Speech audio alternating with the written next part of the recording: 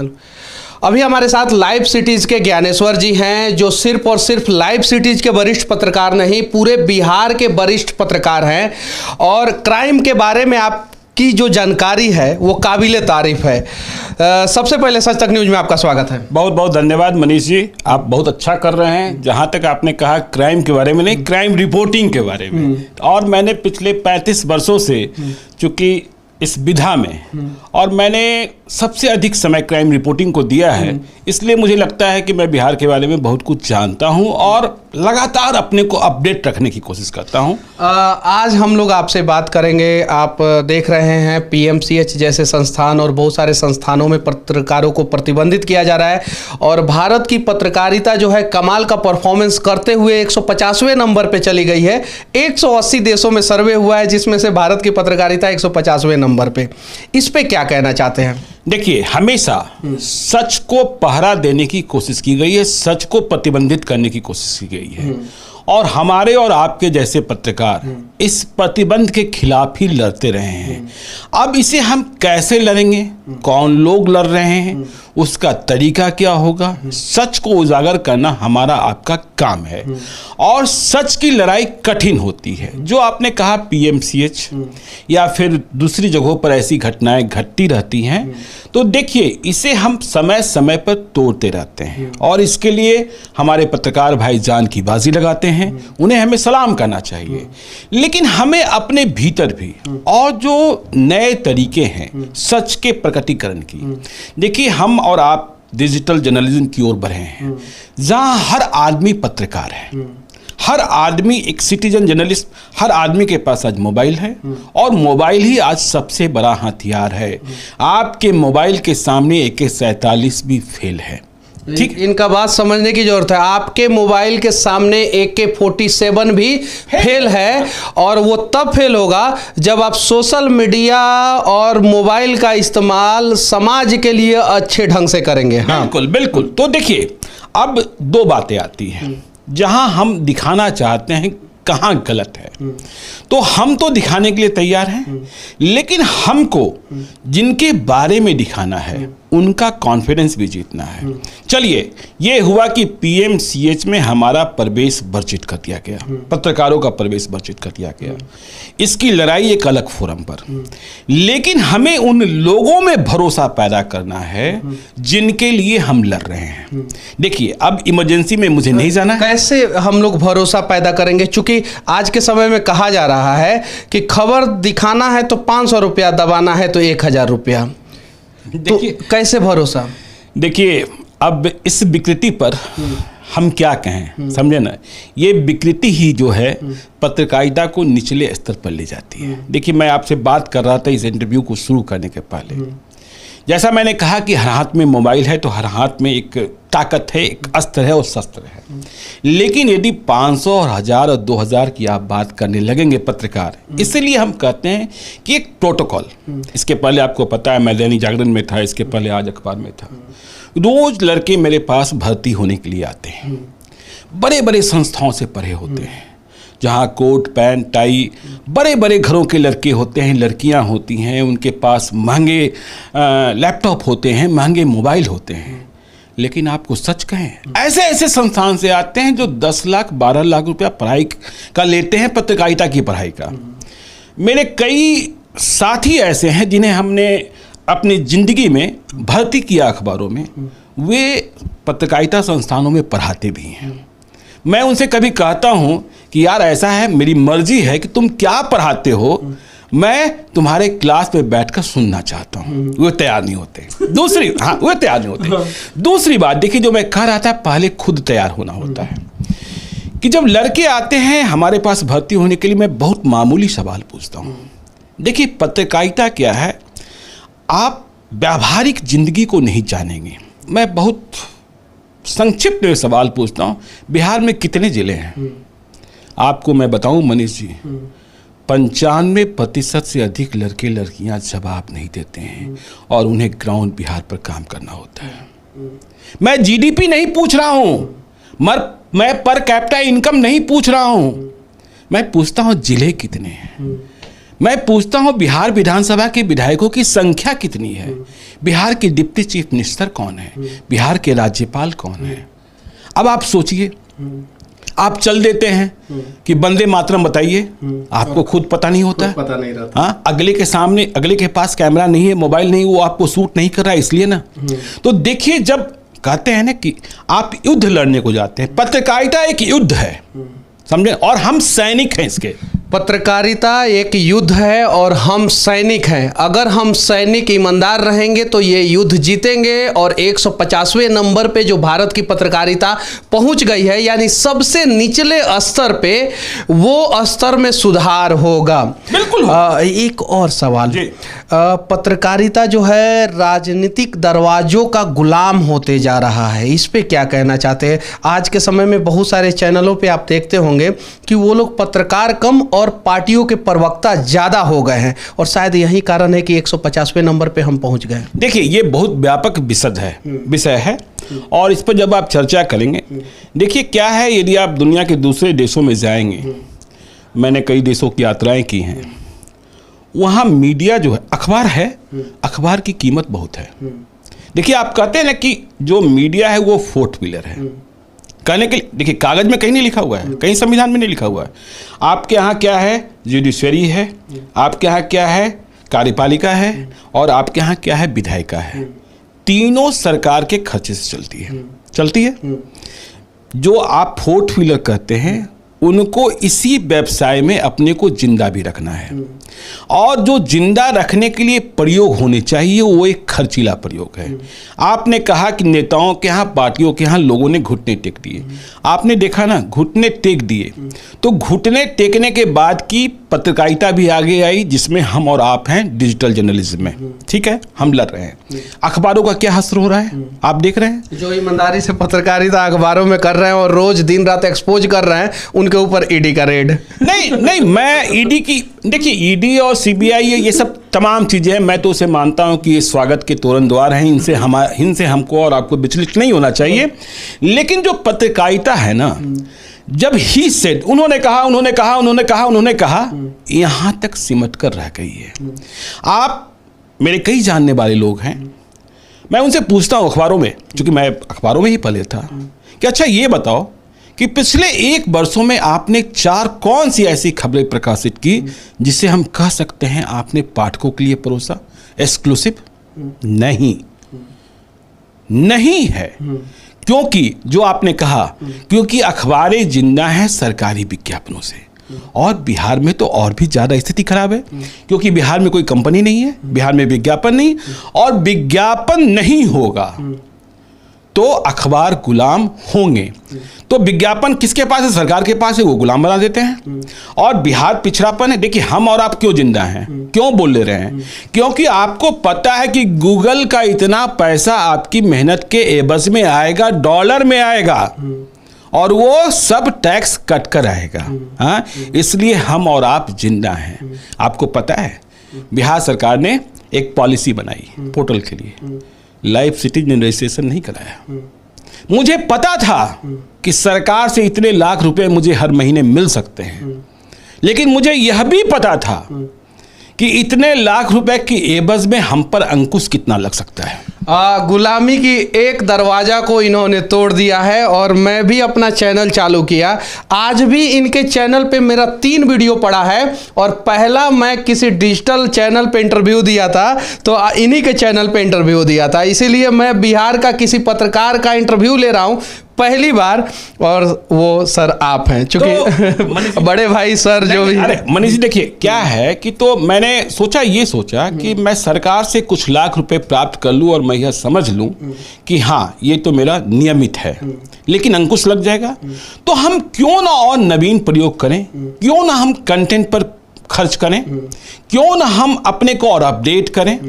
अब देखिए, है क्या कि जो आप कह रहे थे, नई पौध नई फसल जो पत्रकारों की है, या जो माइक लेकर कहीं भी खड़े हो जा रहे हैं।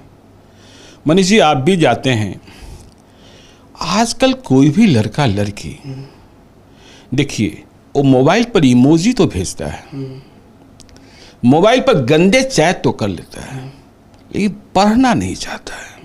आप सोचिए, मैं जब कहता हूँ बुद्धों का प्रदेश बनता जाए, हमारे बच्चे हैं, आपके भी बच्चे कल बड़े होंगे, शादी पहले हो जाएगा तब ना। ठीक है, जल्दी शादी हो जाए, इसकी शुभकामनाएं हैं। लेकिन आज की तारीख में आपको भी गूगल से, अब पता नहीं कितना करोड़ रुपया कमाए, मुझे नहीं पता, लेकिन मत पहुंचाइए भाई, हम कुल आय की बात कर रहे हैं, समझे, उसमें कोई दिक्कत नहीं है, खुशी की बात है। हम और आप एक प्रोफेशन में है, तो मनीष कश्यप ने कितना करोड़ कमाया और कितना करोड़ हमने कमाया, तो बैठ के हम लोग कभी चर्चा कर लेंगे, ठीक है ना।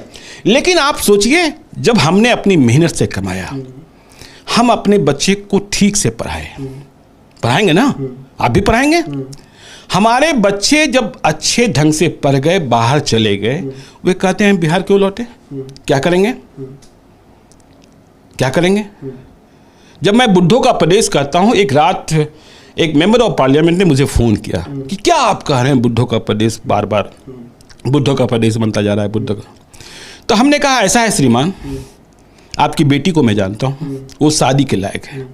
बिहार के किसी शहर में आप शादी करेंगे क्या अपनी बेटी को? बोले वो कैसे होगा, हमें क्यों? तो मेरी बेटी तो DPS RK पुरम में पढ़ी है, तो हम कि लड़का कहाँ से खोजेंगे?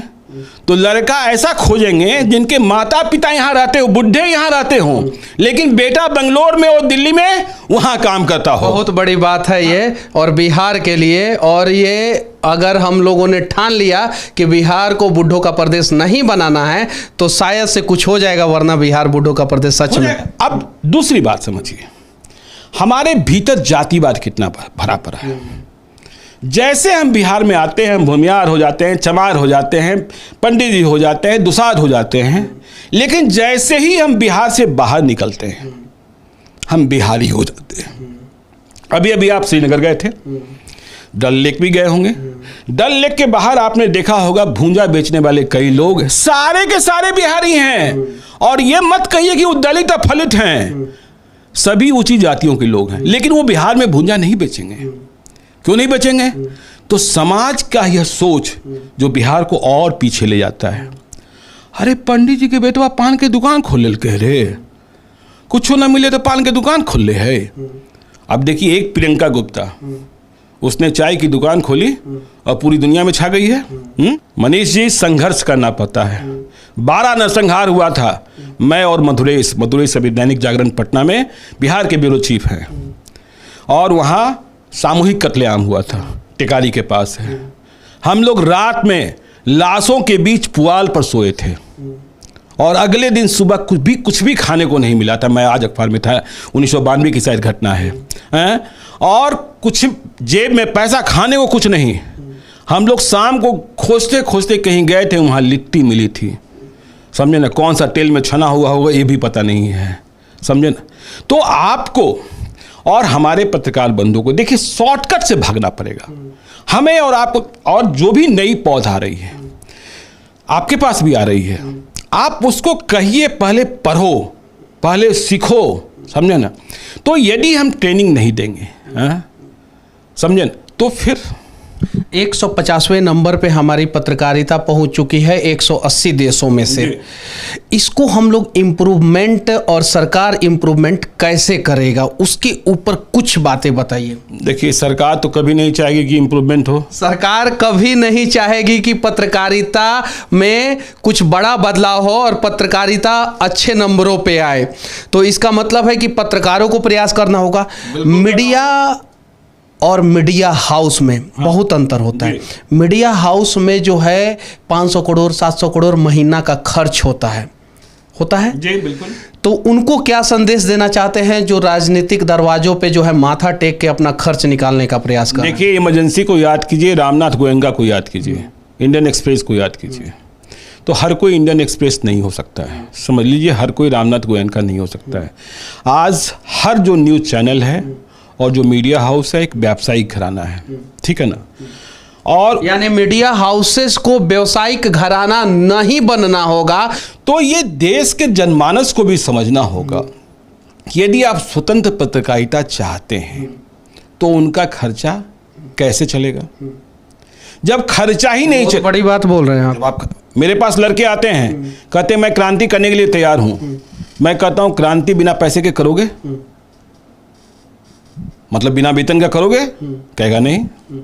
तो जब आप क्रांति करने के लिए तैयार हो, आपको पैसा भी चाहिए, तो जिसको पैसा देना उसे पैसे की व्यवस्था भी करनी होगी। मैंने कहा देश का पब्लिक जो है उस प्रकार के पत्रकारों को, उस प्रकार के चैनलों को मदद करे जो ईमानदारी पूर्वक जो है खबरों को दिखा रहे हैं। बिल्कुल बिल्कुल। देखिए, जब सरकारी संसाधन से हमें दूर जाना है, सरकार से हमें संरक्षित नहीं होना है, सरकार की सच्चाई को हमें उजागर करना है, तो हमें किसी न किसी का समर्थन चाहिए ना। हमारे खर्चे कैसे चलेंगे? हमारे खर्चे, भाई हम घर बेच के तो लगाने के लिए आए नहीं है। तो आप यदि सपोर्ट करने को तैयार हो तो आपको तो सच्ची खबरें मिलेगी। यानी देश के लोग अगर चाहेंगे तो देश की जो पत्रकारिता का दुर्दशा होते जा रहा है वो बच सकता है। जो भी पत्रकार आपके नजर में या जो भी चैनल आपके नजर में ईमानदार है, 1 रुपया ही सही उसका मदद करे, ऐसा कहना है बिहार के सबसे वरिष्ठ पत्रकार में से एक ज्ञानेश्वर जी का। सही है कि नहीं? बिल्कुल। देखिए, मदद यदि आप नहीं करेंगे तो मालूम ये होगा कि यदि आपने मदद नहीं किया तो वो इतने फटेहाल हो जाएंगे, इतने कंगाल हो जाएंगे, इतने भूखे हो जाएंगे कि वो ऐसे ही खत्म हो जाएंगे। तो आपको मिला तो खत्म हो जाएंगे या तो सरकार के दरवाजे पे चले जाएंगे। तो देखिए, आप भारत के पत्रकारों में एकता नहीं है बिहार में, अक्सर आप देखते रहते हैं। उस एकता को बरकरार रखने के लिए क्या करना होगा? देखिए, ये जो बौद्धिक लोग हैं ना, इनमें एकता बहुत ही मुश्किल काम है। ठीक है ना? जब एक पर होता है तो दूसरा खुश हो जाता है, दूसरे पर होता है तो तीसरा खुश हो जाता है। तो एक और सवाल, हर दिन किसी न किसी जिला में, आपके पास भी खबर आता होगा, हमारे पास भी आता है, किसी न किसी जिला में पत्रकारों पे फर्जी FIR हो रहा है, हर दिन हो रहा है। इस पे क्या कहना चाहते हैं? देखिए, ये जो फर्जी मुकदमे हो रहे हैं और जिनके खिलाफ हो रहे हैं और जो उन्हें संरक्षित कर रहे हैं, अब देखिए, अभी हमारे लाइव स्टेज के एक रिपोर्टर पर मानहानि का मुकदमा हुआ। मैं नहीं मानता कि रिपोर्टर पर हुआ है, मैं मानता हूं ज्ञानेश्वर पर हुआ है। समझे ना? और यदि अगले को लड़ना है तो लड़ ले हमसे। हाँ, तो हमें अपनी ताकत और जिसके लिए हम काम कर रहे हैं उसे होता क्या है, मुकदमा हो गया, हम तो काम कर रहे हैं पब्लिक के लिए, यानी हमारी ताकत पब्लिक है। पब्लिक नेताओं के लिए गांधी मैदान में आके भीड़ लगा सकती है, पत्रकारों के लिए नहीं लगाएगी। वो लेकिन पब्लिक को बचाता कौन है? नेता या पत्रकार? पत्रकार। ठीक है ना? यानी जो आपको बचाता है, हालांकि आपके नजर में बहुत सारे पत्रकार बेईमान होंगे, लेकिन पब्लिक के नजर में कुछ तो पत्रकार और कुछ तो चैनल ईमानदार है ना। कम से कम उसके लिए आप लोग भी खड़ा हो, तब जाके कुछ और लोग जो है ना वो बिहार के लिए खड़ा होंगे। बिल्कुल। देखिए, और जब लगेगा कि मेरे साथ लोग हैं, तो देखिए होता क्या, बिहार में मैंने कहा ना, 4 स्तंभ होता है लोकतंत्र का, न्यायपालिका, कार्यपालिका, विधायिका और पत्रकारिता। इन चारों स्तंभ में सबसे मजबूत स्तंभ किसको होना चाहिए? देखिए, मैंने कहा ना, न्यायपालिका, कार्यपालिका, विधायिका, ये संविधान में लिखा हुआ है। जो आप मीडिया की बात कर रहे हैं, कहाँ लिखा हुआ है? इसको हम और आप मानते हैं, और ये भारत के लोगों की जिम्मेवारी है, नैतिक जिम्मेवारी है कि यदि इन तीनों को ठीक से चलाना है, तीनों पर नियंत्रित रखना है, तीनों ठीक से काम करें, तो ये जो 4th पिलर है जिसे आप मीडिया कहते हैं, उसे अपना समर्थन दीजिए, उसे अपनी ताकत दीजिए। 4था पिलर सबसे ज्यादा मजबूत होना चाहिए, पत्रकारिता। वो पारीदारी करेगा ना। और सबसे कमजोर अभी वर्तमान समय में कौन है? सबसे कमजोर कौन है? देखिए, सबसे कमजोर तो आप क्या कह लें। देखिए, मजबूत होना चाहिए पत्रकारिता को। हाँ। और सबसे कमजोर ही आज के समय में पत्रकारिता है। इसी के वजह से जगह जगह पे भ्रष्टाचार होता है, लोगों के साथ अत्याचार होता है और हिम्मत नहीं होता है। हालांकि कुछ चैनल और कुछ पत्रकार लोग हैं जो आवाज उठाते हैं, लेकिन अगर आप सभी जो है ना ऐसे ऐसे पत्रकारों का, ऐसे ऐसे चैनलों का, हमारे जैसे, अगर हम आपके नजर में अच्छे हैं, तो आखिरी में सरकार को क्या कहना चाहते हैं एक सशक्त मजबूत पत्रकार के नाते? देखिए, जो सशक्त और मजबूत रहा ना, वो सरकार से डरा नहीं है, चाहे उनकी संख्या 4 हो या 5 हो। यानी आप सरकार से कभी नहीं डरने वाले? क्यों डरेंगे भाई, क्यों डरेंगे? हमें कोई पैरवी करनी है, कोई ठेका लेना है? हाँ, पैरवी करते ही नहीं है, ठेका लेना ही नहीं है। हाँ, तो हमें डरना क्या है? ठीक है, जो करना होगा कर लेना। चलिए, ये इनका आखिरी बात है कि जो करना होगा कर लेना, हम नहीं डरेंगे। और यही हिम्मत और हौसला जो है ना, हर एक मीडिया हाउस के जो मालिक हैं या जो बड़े पत्रकार हैं उनके अंदर होना चाहिए। और ये हिम्मत और हौसला अगर सभी बड़े पत्रकारों के अंदर और सभी मीडिया हाउस के मालिक के अंदर हो जाएगा तो शायद जो है पत्रकारिता बच जाएगी। ज्ञानेश्वर भैया के साथ हमारा ये प्रयास कैसा लगा आप लोग कमेंट करके जरूर बताना। और हो सके तो जितने भी ईमानदार चैनल है और ईमानदार पत्रकार है उसके लिए आप लोग खड़े होने का प्रयास करना, तब जाके हर एक चैनल आपके लिए खड़ा होगा और लोकतंत्र का चौथा स्तंभ बचेगा। जय हिंद। जय हिंद।